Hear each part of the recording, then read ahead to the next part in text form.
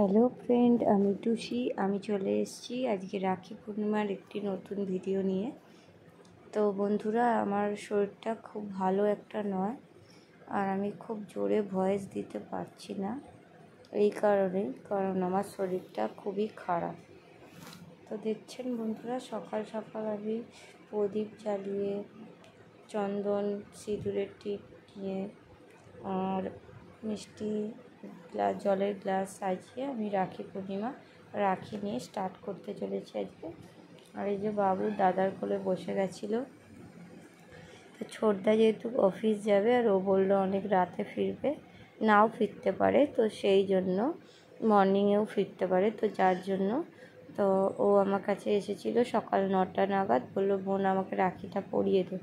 তো আমার শরীরটা এতটাই খারাপ ছিল, আমি কোনো রকমে স্নান করেছি, চুল ফুল কিছু আঁচড়ায়নি। দেখছেন বন্ধুরা, খালি ড্রেসটা পরে আমি দাদাকে তাড়াতাড়ি করে রেডি করে আমি রাখিটা পরিয়ে দিলাম। বাবু প্রথমে খুব কান্না করছিল, মামার কাছে যাচ্ছিল না।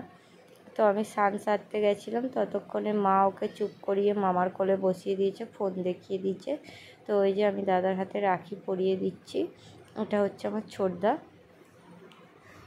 আগে ভিডিওতে আপনাদেরকে ছোটো বৌদিকে দেখিয়েছিলাম, তো আমার ছোটদার সাথে আলাপ করানো হয়নি। তো এটা হচ্ছে বন্ধুরা, এটা আমার ছোটদা। তো ওই ছোটদার হাতে আমি আগে রাখি বেঁধে দিচ্ছি। প্রত্যেক বছর আমি দুই দাদাকে একসাথেই রাখি বাঁধি, কিন্তু এবছরে দাদাও মানে ঘুমাচ্ছিল, আরও এই 1:30টা নাগাদ মানে একটা রাখি পরানোর ভালো সময় ছিল, তার আগে সময় ছিল না। তো সেই জন্য দাদা বলছে মা শাঁখ বাজাতে যাচ্ছিলো, তো দাদা বললো যে শাঁখ বাজাতে নেই 1:30টার আগে মামি, আর ধান দুল্প দিয়েও আশীর্বাদ করতে নেই। প্রত্যেক বছর দাদারা, আমি যেহেতু ছোট, তো ওরাই আমাকে আশীর্বাদ করে ধান দুল্প দিয়ে। তো আমার বছরে যেহেতু ওই টাইমটার ভালো সময় ছিল না, সেই জন্য আমি আর এখন ধান দুল্প নিলাম না। তো এই যে মিষ্টি জল খেয়ে দাদা কী করবে, অফিস চলে যাবে। তো এই যে দেখছেন বন্ধুরা, মামার কোলে বসে বসে একদম ফোন দেখছে। ওই হাট্টি মাটি নয় তাই মামার বাড়ি যায়, এইসব ও খালি কার্টুনই দেখে যাবে। তো এইটা হচ্ছে বন্ধুরা, এই যে দাদাকে আমি রাখি পরিয়ে মিষ্টি জল খাইয়ে দিয়েছি আর তাপও দিয়ে দিয়েছি। এই যে তো এই দিনটা হচ্ছে বন্ধুরা, মানে রাখি পূর্ণিমা অনুষ্ঠানটা এমনই, মানে উৎসবটা যে হচ্ছে ভাই বোন যেখানেই থাকুক না কেন, তারা তাদের মানে একটা ভাই বোনের একটা ভালোবাসার টানে ঠিক তারা যে যেখানেই থাকুক না কেন, এই রাখির দিনটা অবশ্যই তারা পালন করবে। যেমন দেখুন, আমার হাজার শরীর খারাপ সত্ত্বেও আমি চলে এসেছি বাপের বাড়িতে কিনা দাদাদেরকে রাখি পরাবো বলে। আগের দিন পর্যন্ত আমার রবিবার রাতেও, এমনকি আজকের দিন পর্যন্ত আমার বন্ধুরা 103 জ্বর নিয়ে আমি রাখি পরাচ্ছি। তো এই যে দেখছেন বন্ধুরা, তো দাদার তো অফিস চলে গেল। তো আজকে যেহেতু বড়দা কাজে যায়নি, আর একটা ওই যে দাদা এসেছিলো পীযূষদা, তো এই পীযূষদা আর দাদাকে দুজনকে আমি একসাথে রাখি পরাচ্ছি। যেহেতু ছোটদা, দেখুন ছোটদাও থাকলে একসাথেই পড়তো, কিন্তু ও তো কাজে চলে গেছে। তো আমারই ভুল হয়েছে, এবছরে আমার আসলে এতটাই শরীর খারাপ ছিল, তো আমি ওদেরকে আগে থেকে ফোন করতে পারিনি এই যে আমি রাখিটা পরাবো। তো আমি রাতের বেলা বাপের বাড়ি এসেই আমি জ্বর অবস্থাতেই আমি রাখি কিনতে গেছিলাম, আর আমি রাখিটা পরাচ্ছি। আর এই যে দেখছেন বন্ধুরা, ওষুধ খেয়ে এখন একটু শরীরটা বেটার মনে হচ্ছে। তো আমি দুই দাদা এসেছে, ওদেরকেও আবার সেই সেমভাবে রাখি পরিয়ে দিচ্ছি।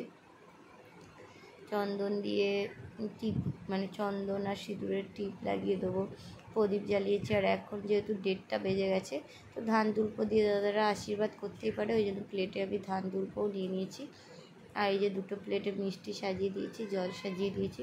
তো আমি 3 জনের জন্য একই রাখি কিনেছিলাম বন্ধুরা।